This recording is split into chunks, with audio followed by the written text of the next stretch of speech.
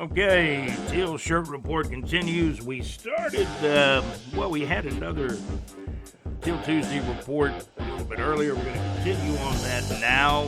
And good morning. Good morning time when we record this. Tuesday morning, May 6th, 7:38 a.m.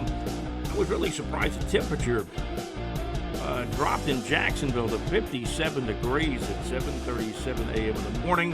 Hey, we're going to get up to 89. Mostly clear skies this morning. We'll see as the day continues clear to partly cloudy and less than a 20% chance of rain.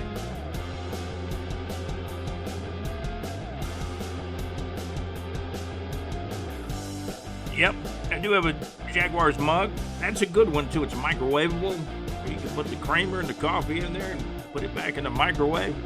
The executive producer knows all about that style and method, I believe. And did he go up on? Did our exec? And I haven't talked to him on the phone in the last day or two. But did he actually make a prediction on the Jaguars? It's too early for that, John. I think we've got to, see training camp, at least the early parts before the preseason games start. I mean. And we know about preseason. Last year, were the Jags 3-0 in the preseason last year? We got to see what the offensive line is going to look like. I'm sure there's going to be the playbook will be vanilla, but practice it won't. We started talking on Till Tuesday about Trevor Lawrence needing to protect the football. And that goes without saying. And Wyatt Millam, I think that's how you pronounce his name. I think he's a key. He's got to win one of those guard positions, whether it's left guard, right guard, however it looks. That would cement the draft. I mean, if that guy's on the bench, man, and he's a backup, I don't think that cements the draft. He's got to win one of those guard positions to cement the draft, is what I'm trying to say.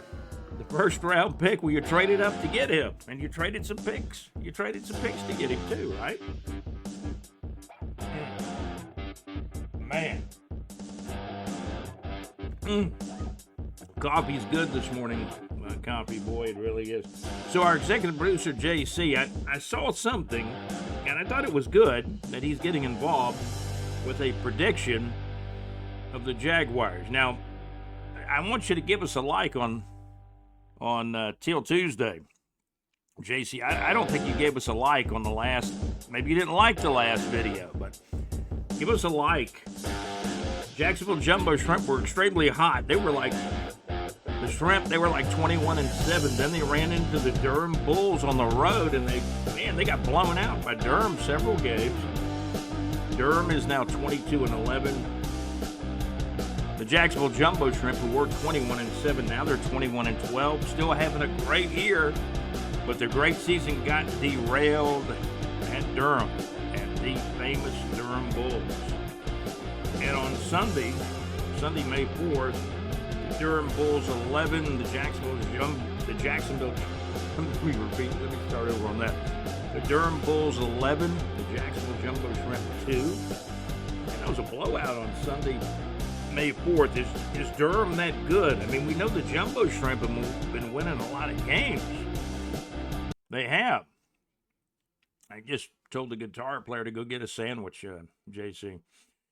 But again, the Jacksonville Jumbo Shrimp still having a great year, probably their best start ever at 21-12, but they were 21-7. Protecting the football. Trevor Lawrence. That's going to be his main job. The offensive line, Walker Little, better. Walker Little, I don't see him as a Pro Bowler, but he still could be a good left tackle because you didn't go get one of those top flight left tackles. The Patriots did. Will Campbell. We talk about the draft. The draft is in the books. The key thing with the Jaguars draft, they went up and got a guy that's a Heisman Trophy winner. We know Heisman Trophy winners do not always succeed at the next level. And I'm not trying to bring everybody down because everybody wants a Travis Hunter jersey. And I know JC loves Travis Hunter now because he saw him bass fishing on SI. And JC's an avid fisherman. Man, now he's got a lot of different crowds who like him. Bass fishing in the SI video. JC saw the SI feature, or I don't think it was a documentary. I guess it was a report. Elaborate on that, JC. I haven't seen it. But if he was bass fishing, I know our executive producer likes that. Maybe our executive producer will get a chance to bass fish with Travis Hunter sometime. Man, would that be great? We'll have to get you a mini helmet and let him sign it, Brother JC, our executive producer. So he's a key cog. But now you're looking at a wide receiver. You're looking at two wide receivers who are very young, but they're both on rookie deals. That's a good way of looking at it. Brian Thomas Jr., does he have as good a season as last year? Does he have a sophomore slump, or does he continue to improve? Brian Thomas Jr., a lot of talent, a lot of speed. I think he was faster than everybody thought he was. And the former GM, man, he was playing Russian roulette. I mean, he's trading back to 23. Oh, Brian Thomas Jr. still there, thank goodness. So, it's amazing. But Balky almost messed that pick up because he traded back. But he wanted some more capital. Now you got General Manager Gladstone, James Gladstone, and the Gladstones trading up to get Travis Hunter. But the key part of the draft for me is Wyatt Millam in the third round. Will in training camp, will he earn one of those starting guard spots at left guard, right guard, etc.? Or does he start on the bench? For me, that's key with the draft. He's got to come right in. I'm taking that guard position. Patrick McCary, I think he's slated maybe to be the starting right guard, but training camp is going to work a lot of that out. And as most of you know, these free agent offensive lineman signings have a risk at times, and they've not always worked out. And you guys know who I'm talking about. I don't have to go back and name names, but there's been more than one guy that has been signed as a highly paid offensive lineman, and they did not work out. Semi-pro football, man, there's a lot of it. It's on the website at BigJReport.com. Scroll the homepage, you'll find a lot of semi-pro football results. Also, indoor football. The Jacksonville Sharks seem to have put together a better roster this year. They're 4-2 in the tough IFL. They just beat the Iowa Barnstormers 53-22. I think Columbus is in a tougher league. They're back in the NAL. And they lost to Colorado. They actually played a game way out in Denver at the Denver Coliseum. And I believe that game was back on, April 26th. The Colorado Spartans 42. The Columbus, Georgia Lions 38. Back on Saturday, April the 26th. The first weekend in May, the Columbus, Georgia Lions had that week off. For the rest of the scores, go to BigJReport.com. Scroll the homepage. You'll find an area that says semi-pro football.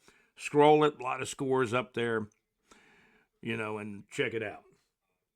Jacksonville Jumbos now 21-12. The Icemen are at home after getting swept in the first round of the playoffs. They were swept, but not only were they swept, but it wasn't as bad as you would think, because think about this. The Jacksonville Icemen lost all 4 playoff games in overtime by 1 goal. Not one game, but all 4, and they lost the series 4-0. First round of the East Coast Hockey League playoffs, they lost 4-0, I should say, to, I call them the South Florida Everblades, but the Florida Everblades beat the Icemen 4-0. The Icemen had a great regular season. Man, they were like close to 20 games, I think, over 500. They won 40-something games and only lost 20-something and had a great regular season. But when it got down to the playoffs again, the nemesis, the Everblades, for the Icemen, Teal Tuesday it is. We're brought to you by Saucer Realty and Capital. For your real estate needs in North Florida, scroll the homepage at BigJReport.com. I talked to Larry just last night. We talked about the reunion. Neither one of us went to this one.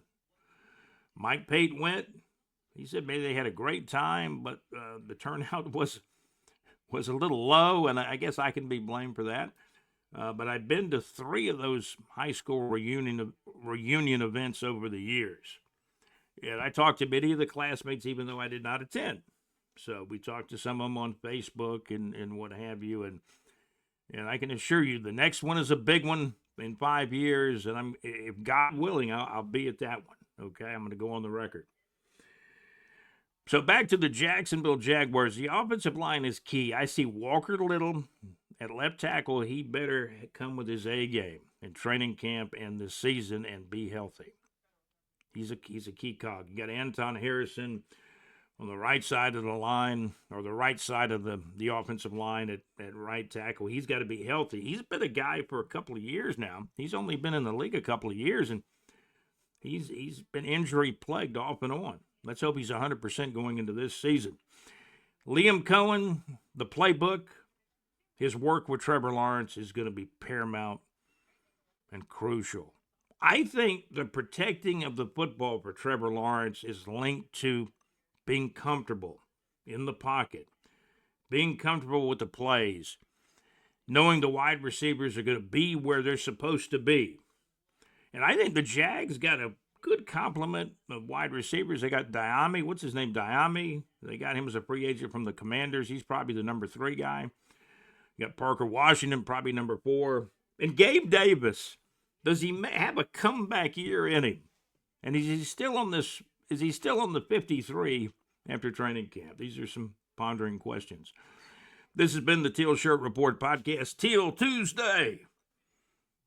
My name is Scott, brought to you by the MadMaxMix.weebly.com. Check Max out this Wednesday. Links to the show in the Neighbors 2 section and then the Outside the Box section for the Mad Max Mix. .weebly.com. Check out JC's show on Thursday nights. Live from the pub with JC. Great music. JC, can you play that request for me? 40 Cups of Coffee by Bill Haley in the Comets. Can you play that one? I know, I'm not a big 50s guy, but that song's way back. He's the same guy that did the Happy Days theme song. Monday, Tuesday, Happy. You remember that song? Bill Haley in the Comets, 40 Cups of Coffee. I could use that right now. You guys have a great day. We're brought to you by the Mad Max Mix, .weebly.com. Great Wednesday night internet request show on Wednesday nights with Mad Max. JC's live from the pub show on Thursday nights at Lake Eufaula Hits. The links are all on our website at BigJReport.com. And for your real estate needs in North Florida, you call one guy. He'll put you in the right direction. Because if you call the wrong person, your price on your house you're trying to sell is going to be too low to begin with. Saucer Realty and Capital for your real estate needs in North Florida and surrounding areas. That's going to do it for the Teal Shirt Report podcast on Teal Tuesday. This has been Teal Tuesday. Special thanks to our executive producer, JC. He's picking the Jags.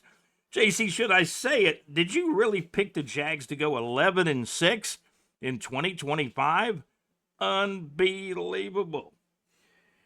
I want to thank our executive producer, JC. Also, Alex Nunnery's been doing some reports on JU baseball, and thank you so much, Alex. Alex was at the Sharks game where they beat the Iowa Barnstormers 53-22. I want to thank John Gaylor, does a great job as a contributor and correspondent with BigJReport.com and the Teal Shirt Report podcast. You guys, man, have a great day. I'm Scott, your host, and man, I am out. Go Jags. Let's see what happens. Duval.